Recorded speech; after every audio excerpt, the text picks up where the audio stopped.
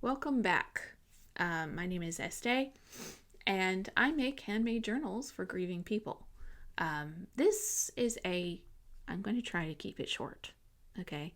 Uh, this is a video on how I actually started to get into this, okay? So sit back and just enjoy. Okay, so sorry, my lovely gooseneck just loves to bounce up and down. Um, so how did I get into this? What made me want to make journals by hand for grieving people, especially grieving people, because there are many people that are making handmade journals, and they're for just about anybody.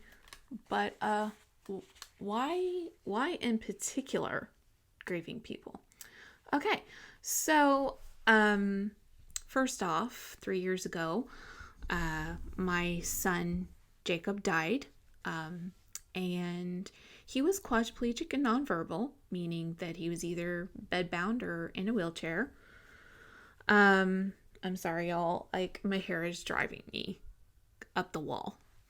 Anyway, so let's go back in time 3 years ago, and or after that, and I met this lovely lady. Her first name is Sandra on Facebook, and lovely lady makes little miniature.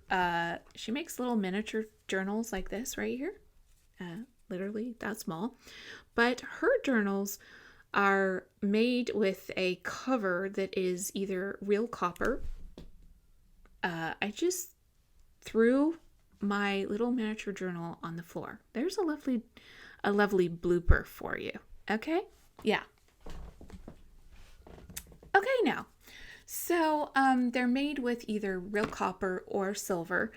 And I saw her post, and I was very intrigued. For one thing, I when I was younger, I learned how to write down my emotions, which is journaling, to help me cope with my emotions. And essentially, I have not been diagnosed as of yet with ADHD, but I'm well down the road of getting that done.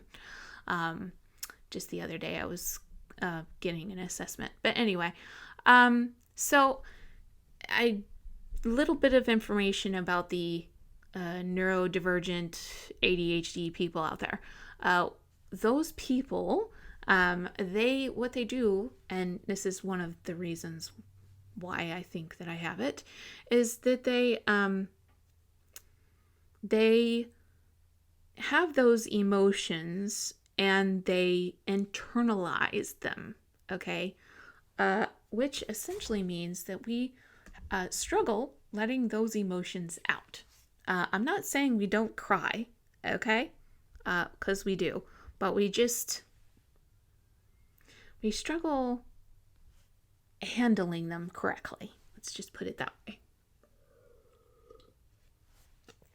Okay, so I am not a psychologist. I am not a therapist. So anyway, there's that. But I've seen therapists for many years, and I do understand psychology. So think as you will. Anyway, so going back to meeting Sandra, I loved her journals, and I was like, oh my word, I'm an artist. When I was little, I learned how to draw upside down. Okay, if you do not understand that, essentially when you're looking at things upside down, you can see more detail, okay, when they're upside down. And so a person like myself, I don't know if it's because I'm I'm upside down. Okay, what? No. I don't know if it's because I'm left-handed and I see things differently from most right-handed people, or if it's because I am a neurodivergent person who also just sees things different from everyone. Okay? Just trust me on that one. Anyway. So, where was I going with that? Holy Mother of Pearls and Cows. What? Where was I going with this thought? Anyway, so I was really interested in her journals, and I was like, okay, do you teach this? If you do, sign me up, okay?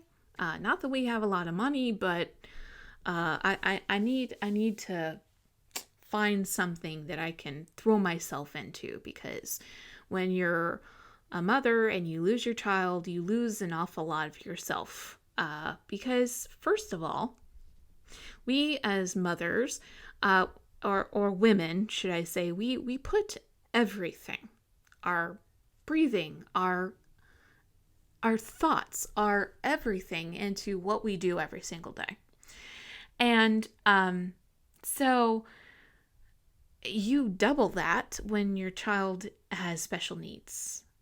So as a caretaker, I literally was putting that child way before myself. Like, he was everything I thought about.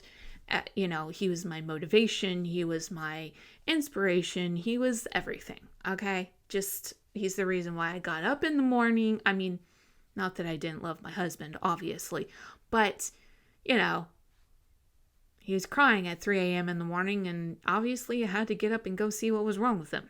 You get my point. Anyway. So, come to find out, she took lessons from her friend, and the class, I took the class from this other girl. I can't remember her name. So sorry if you see this video. Don't hate me. I will be tagging your name somewhere, or I will talk about you in the next video. Trust me, I give credit where credit's due. I just can't remember names for the life of me.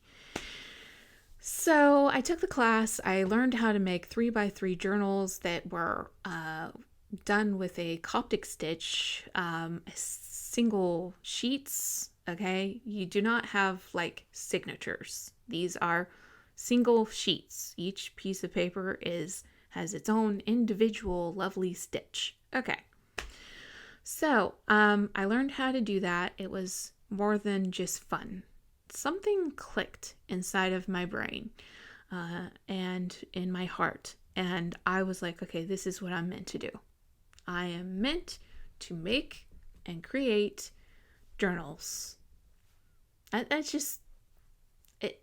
just spoke to me. Okay. Much less the fact that it's extremely therapeutic. If you've never made one before, trust me, you can. I'm not yelling, so if I'm really loud, I'm really sorry. I'm still getting used to this amazing mic right here. Okay, anyway. So, and we'll get into how you can start and all that in another video, but right now I'm just telling you how I got into this. So, so I took the class, I learned how to do the Coptic stitch, and she was my teacher. She was pretty impressed. She was like, okay, this girl's doing watercolors, and she's doing multimedia arts, like collages, and I was just doing all kinds of stuff. And I learned how to do jelly prints, excuse me. And I just recently learned how to coffee dye paper, and I just the other day made this right here where you print on old paper. Okay. Anyway, so that's pretty much taking the lessons, and I decided right then and there I was going to make these journals. But the question was I going to just make 3x3 journals? Okay. And, obviously, is there a need for them? And blah-de-blah-de do-da-do. Okay? And so I decided that I also wanted to give myself the lovely challenge I have never made a wire bound book, journal, or anything before. And all of a sudden I'm like, okay, I'm going to make a 7x10 wire bound journal. I just decided that. So I took months looking up videos, blogs, so on and so forth. And I was gonna just make these journals. And so I figured it out. And I will share it with you. I do not gatekeep. I'm curious. Do you keep any information as a business owner to yourself, or do you share everything? I'm curious about that. Because I like to share my skills, and I love to share how I learned how to do this and that, because really, if you think about it, are you the only person that knows how to do what you do? Or did somebody else figure it out before you? Because essentially, anytime I've ever came up with what I call an invention, somebody's already done it before. Okay? So anyway, my point is, you share because you care. All right. So I'm going to leave you on that note, and I will see you in the next one. Bye.